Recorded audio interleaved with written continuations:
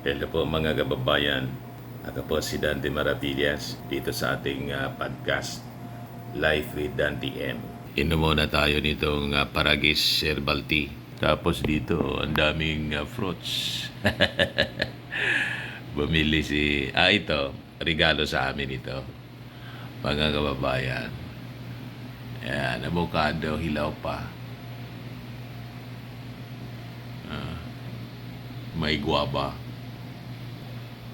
Yun, may itlog, ang dami. Tinapay. May melon. Kompleto yan, Mr. Maravillas. Mahilig kasi po si Mrs. sa fruits. So, pag-usapan natin mga kababayan ngayon, yung mga development sa missing sa Bungeros. Inom muna tayo nitong Paragis Herbal Tea. Yung DOST, nag-offer na rin po ng tulong para sa paghanap, pag-retrieve ng mga bangkay nitong mga missing sa Bungeros po.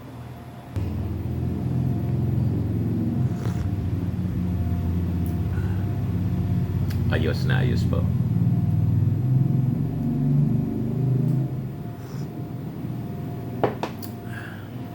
Yan sabi dito sa balita, DOST says they are ready to help in the investigation of missing sa Bungeros. So ngayon, iparinig ko sa inyo yung interview kay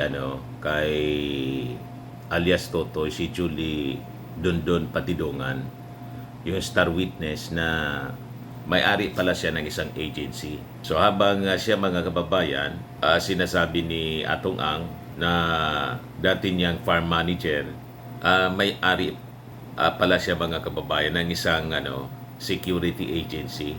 Ngayon, dinidescribe niya dito sa interview kung paano pinatay yung mga missing sa Bungeros at itinapon mga kababayan doon sa Taal Lake. Pakinggan po natin mga kababayan. Nang tulong sa gobyerno yan. Pero nandun nakatira kay Mr. Atong Ang yan. Nandun ang buong pamilya niyan. Kaya may plano na si IDJ na para kung gusto nila iligtas, maligtas sila.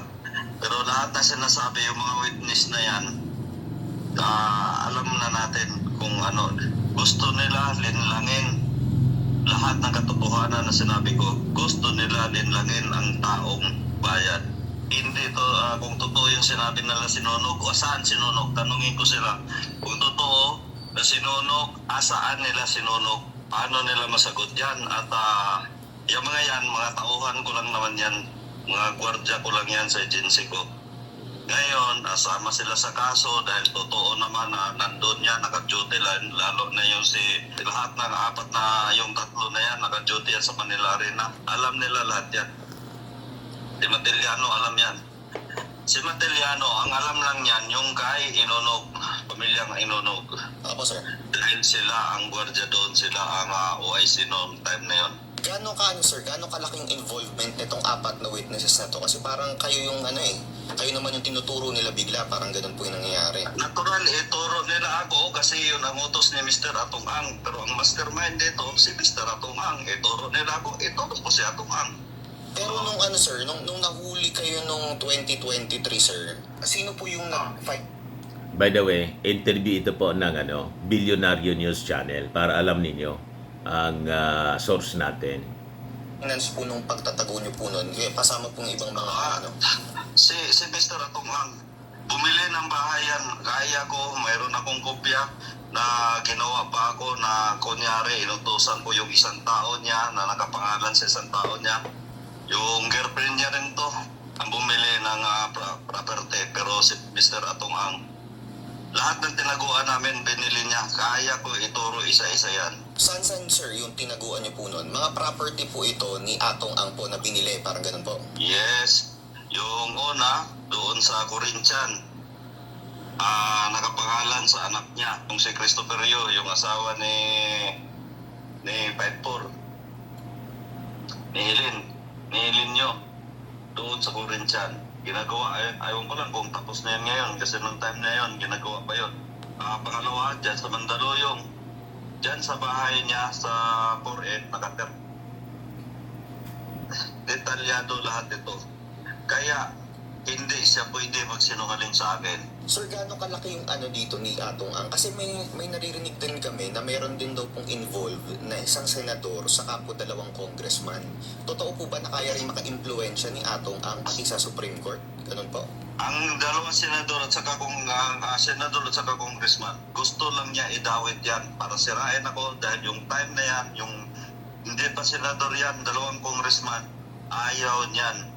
Kaya pinipilit kong hindi isali yan dahil ayaw, hindi against yan sa gusto niya mangyari.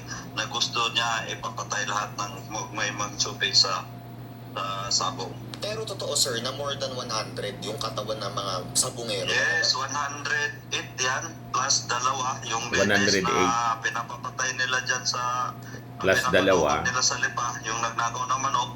110. Nakagawa ni Roger Burican, yung Roger Rogelio Burican, yun yung sa Channel 7 na may nagbitbit na nakapusas. Take note mo dyan. Rogelio Toto Burican at saka si Rodelo Anig-Eg. Siya yung nakita sa CCTV na pinalabas sa Channel 7. Para malaman mo, ang dami kaso ni Mr. Atong Ang. Dahil ako ang pinagkatiwalaan niya, lahat ng patayan, simula sa waiting, lahat ng kaibigan na pinapapatay niya. Mula sa waiting alam ko lahat daw. yan. Kaibigan sir, pati po kaibigan pinapapatay po ni Atong Ang. Yes, si Mr. Yolo, yung sa EDSA, pinapapatay niya yan. Siya ang mastermind dyan. Involved dyan yung kapatid niya na si William Ang, kasama yung si Eddie Boy Villanueva. Siya ang kung nag-hire ng gunman, yung dating si EDJ. So ngayon sir, hindi ba kayo natatakot kasi nagsalita kayo eh? Tapos itong apat na to, bakit sila dumikit kay Atong Ang? Siyempre, empleyado kami ni Atong Ang. Nung paglabas namin, ako may sarili akong desisyon dahil alam ko na ang kalagayan ko, umuwi ako na Mindanao. Umuwi ako sa Mindanao. Yung Taga dalawa, Mindanao ay pala to. kawawa yan. Pilit yan na tinuturo ako ang mastermind. Kawawa lang yung apat na yan. Alam ko, kahit na ako, hindi ako nagsasabi ng kasinungalingan dito, may Panginoon ako. Si Mr. Atong Ang, walang Panginoon yan. Walang konsensya yan kung pumatay. May buntis pa, yung sa lipa, January 13 yun, hindi ako nagkamali. May isang babaeng buntis doon na nadamay, kasama yun sa naitapon sa Taalig, sa Talisay, Batangas. Paano yung nagiging proseso? Parang di na, ano ba yun, sinasakay sa sasakyan, tapos paano kayo nagtatambak ng katawan doon? Hindi tatambak ng katawan. Diyan ay iniimbestigahan yan. Katulad nung sinabi ko, si Eric De La Rosa, ang isa sa mastermind dyan. Tatlo yan sila, Atong Ang, Engineer Celso Salazar, Eric De La Rosa. Yan, para alam mo, pag may sobe, automatic, tumatawag yan si Eric De La Rosa kay Mr. Atong Ang. Kasi Eric De La Rosa siya ang nagmumonitor ng mga palabas. Pag itawag yan kay Atong Ang, itinawag sa akin, i-confirm ko yan kay Mr. Atong Ang, boss, may sobe. O sige, alam mo na ang gawin mo, tawagan mo na yung mga pulis. Mga pulis ang tinuturnover ko sa pulis yan. So meron po talaga mga tao na pulis itong si Atong Ang. Yes. Ilan to sir? Gaano kataas yung Mga posisyon pulis yung killer. na hawak nung pinakamataas na hawak ni Atong Ang? Colonel. At saka may general kasama sa Alpha. May general. Ilang general to sir? Isa lang. Mapapangalanan niyo po sir? Kaya kong pangalanan, pero sa ngayon, hindi naman kita nakita ng personal. So, ganda personal, hindi ko alam kung sino tong kausap ko. Ba sir? Sir, bakit kayo nag-decide na tumistigo laban kay Atong Ang? Paano hindi ako mag-decide? Buong pamilya ko gusto niya nang patay. Gusto niya nang masakarin.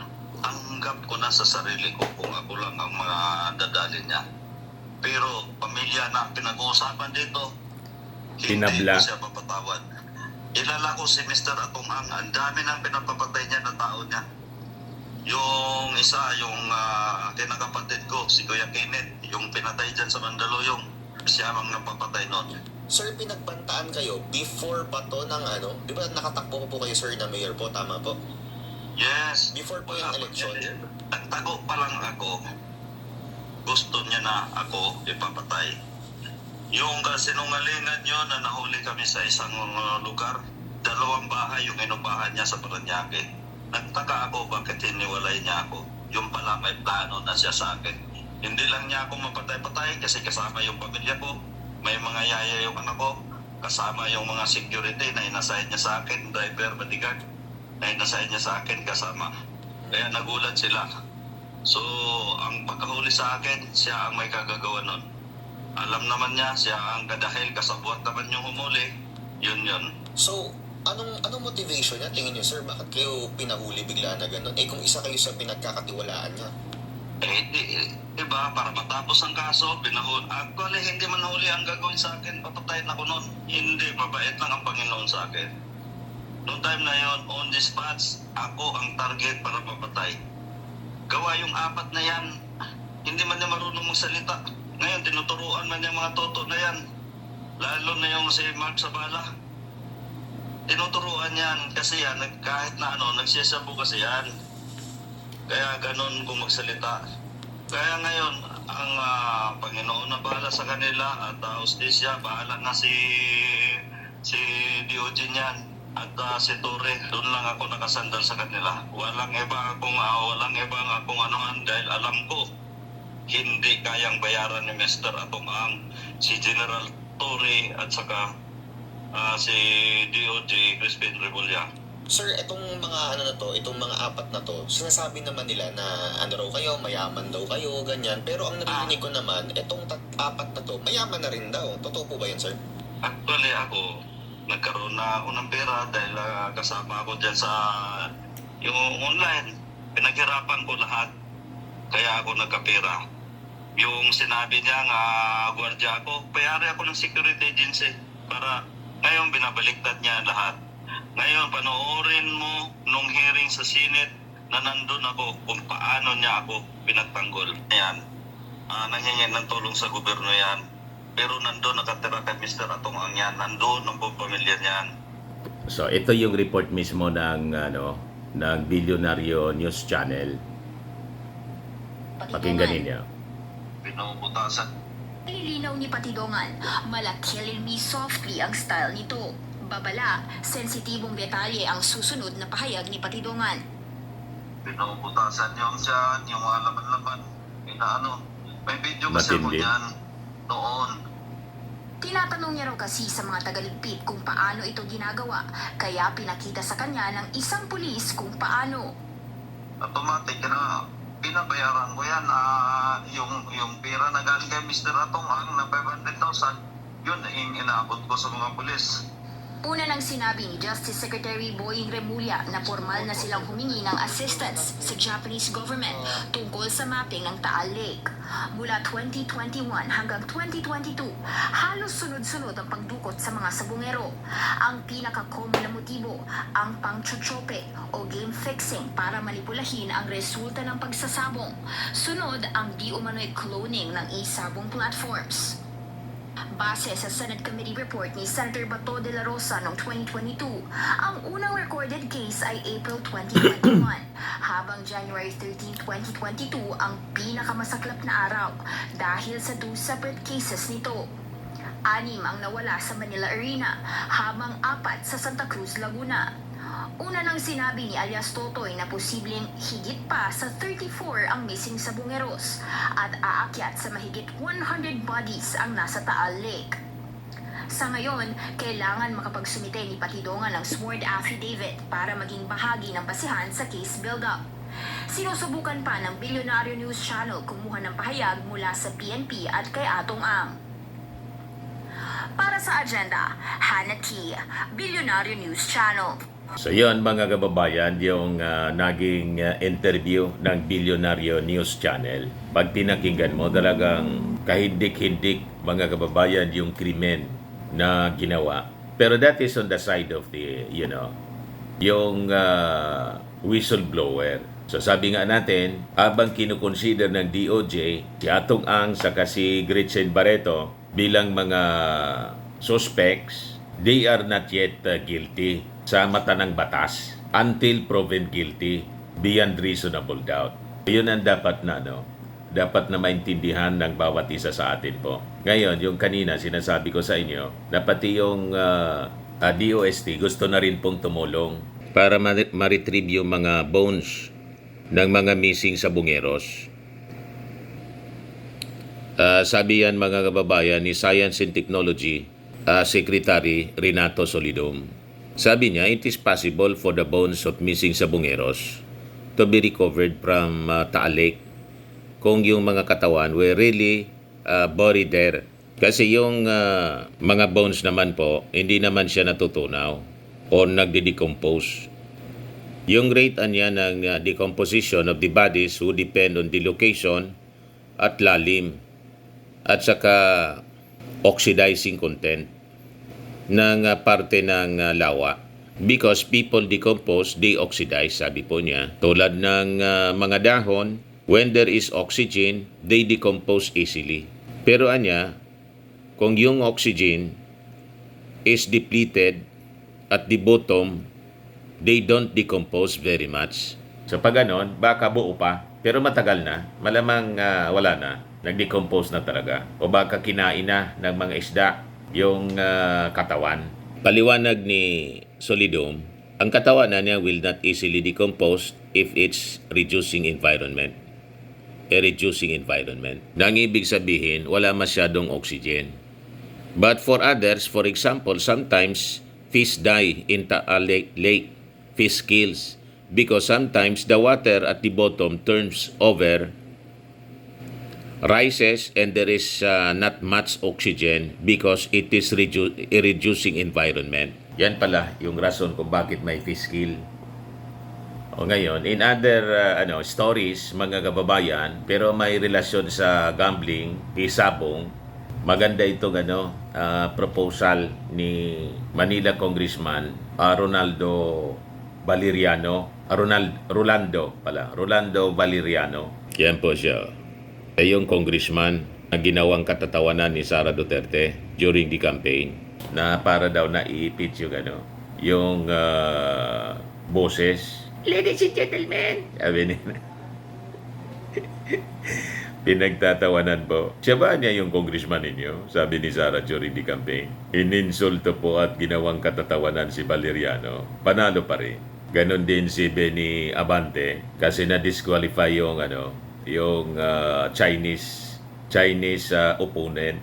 Si Oy dinisqualify ng COMELEC. So, ang dineclare po na nanalo na congressman ng 6th District ng Manila, si Benny Abante pa rin. Isa rin sa mga ininsulto, ginawang katatawanan ni Sara Duterte. So ito yung sabi dito sa balita, Valeriano to seek ban on isabong.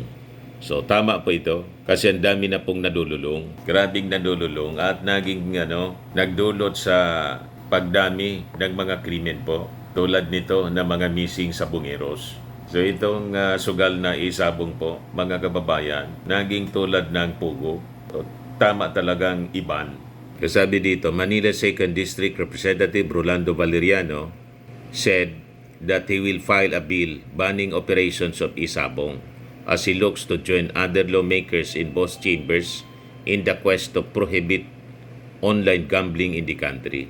So sabi ni Valeriano na itong measure na kanyang ipa-file sa House of Representatives will revoke permits and licenses na inisyu sa isabong saka iba pang mga online na gambling operations. Dami na kasi na nasirang pamilya sa pagkalulong mga kababayan sa sugal na to, itong isabong. Ang daming nabankrupt sa pagkalulong sa sugal na to mga kababayan. So sabi dito, it will also go after gambling operators themselves so that companies with electronic payments and e-wallets will not have any licensed gambling operators to deal with in the first place. In other words, sabi po ni Valeriano, ito anyang bill ko directly addresses the main problem, not the e-wallets and e-payments. Sa Senado, si Senator Juan Miguel Zubiri also filed a bill seeking an outright ban on online gambling, which he called a silent epidemic.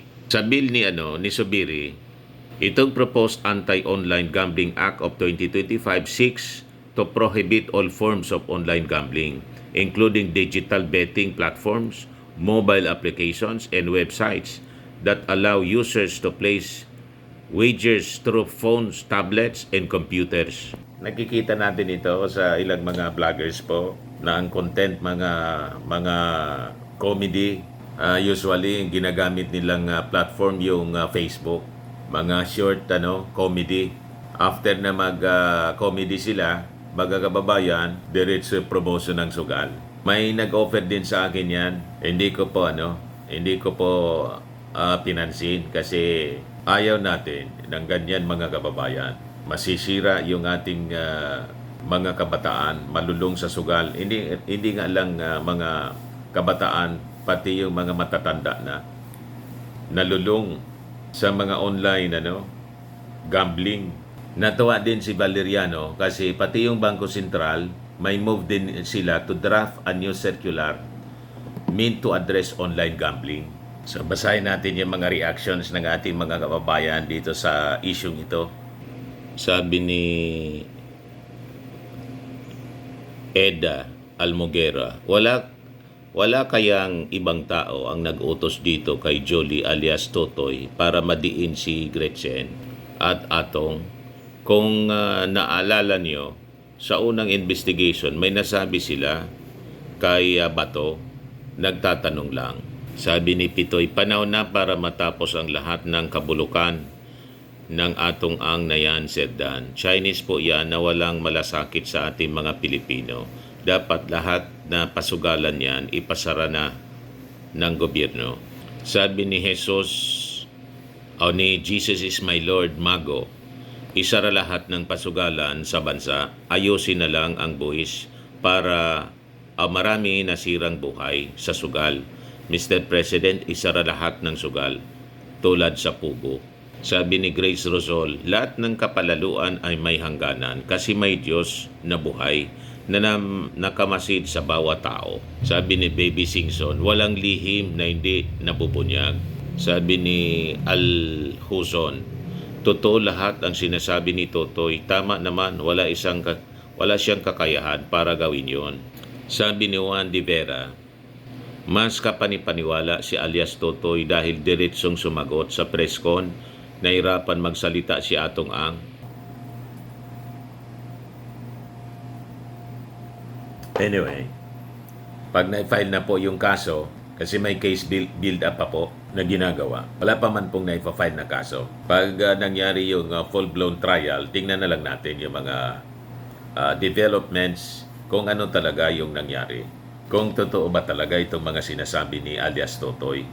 Sabi ni Juan de Vera Turda, nagsulputan ng mga pogos online sabong drug smuggling nung panahon ni Digong. God bless our country. Sabi ni Darlene Paulo, public knowledge na business partner sila sa Isabong. Yan nga lagi nilang dayan. Bakit close sila at laging magkasama kahit sa travel abroad. Kahit nga yung romantic relationship nila, dininay din ni business partner lang daw sila. Pero sabi ni alias Totoy, alam niya daw lahat dahil bukod sa lagi sila magkasama, magkatabi din daw sila matulog. Noon, Coco Levy, Anomaly by Danding Kuangko, then Pogo by Alice Goo, and now Atong Ang, online Isabong, puro Chinese Filipino at Chinese National, magulo sa Pilipinas. Edgar Gorango, una Pogo, ngayon Isabong naman, lahat chikwa ang sangkot. Dapat ilagay din sa proteksyon ng PNP si Emil Sumangil, sabi ni Nanette. Sabi ni Ferdinand Magallanes, in my view, the witness revealing the truth. Sabi ni Ciudad Damascara, mas credible si Totoy. Sabi ni Rebecca Javier, iwan yang kay Gretchen matapos kay Tony Boy, pumatne naman kay Atong Ang. Siguro mas mapera si Atong at medyo bata pa. Sabi ni Jesse Alon, ngayon ko gusto makita ang bagsik angas ng magigiting nating senator. Kung kay Duterte hinihingi nyo ang justice sa case na ito, baka pwede kayo makialam. Sabi ni Nida Alejo, katapusan na ni Atong Ang, bistado siya ngayon. Ibig sabihin, si Atong Ang na pala ang latest partner ni Gretchen. How about Tony Boy? Hirap talaga pag ang girl ginamit ang ganda para mahook mga mayayaman. Sabi ni Leo Malquesto, tama po kayo, ang galing ninyo. Sabi ni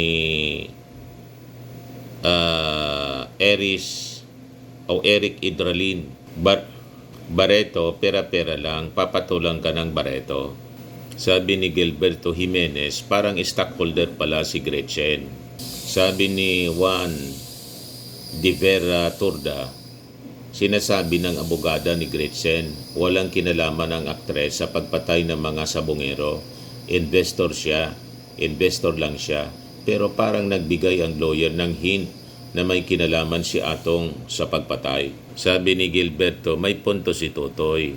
Sabi ni Cleo Manuel, meron akong nakita na video ni Gretchen, TikTok ata yon, maraming security nakapaligid sa bakuran niya. May mga hawak na baril, samantalang si Gretchen merong hawak na manok, pangsabong. Sabi ni Maki Morris, tama, paano niya mapatay ang mayaman na may kakayahang magbayad ng papatayin? Paano niya papatayin si Atong Ang? Ano ibabayad niya sa pagpatay? O kung siya man ang papatay, paano niya gagawin yon sa dami ng bodyguard ni Atong Ang? Napakawa sa logic si Atong Ang. Anong napakawa? O baka nawala sa logic si Atong Ang. Sabi ni Romy Montoya, mas naniniwala ako kay alias Totoy kaysa kay Atong Ang. Sabi ni Mandy Santos, baka gusto magkaroon ng bilyon ni si Gretchen para mabawian niya ang may-ari ng RCBC. Sabi ni Mandy Santos, hiwalay na ba si Gretch at Tony Boy? O yan po ang iba-iba na mga reactions, opinion. Mga opinion man lang po yon, mga kababayan. Sa kanilang paningin, base sa mga nakikita nila, napapanood nila at nababasa nilang mga balita. So anyway, bottom line mga kababayan, sugal talaga po. Walang maidudulot na mabuti ang pagsusugal. Kaya tama yon na ibawal yung isabong at iba pang mga online na games. Kasi ang dami na nating mga kababayan Filipino, especially mga kabataan, na hook na po sa pagsusugal. Kung hindi pa po kayo naka-subscribe dito sa ating bagong YouTube channel, click subscribe po. Life with Dan TM. Lagi po nating tatandaan, you become what you believe. Ako po si Dante Maravillas. Bye-bye po. God bless.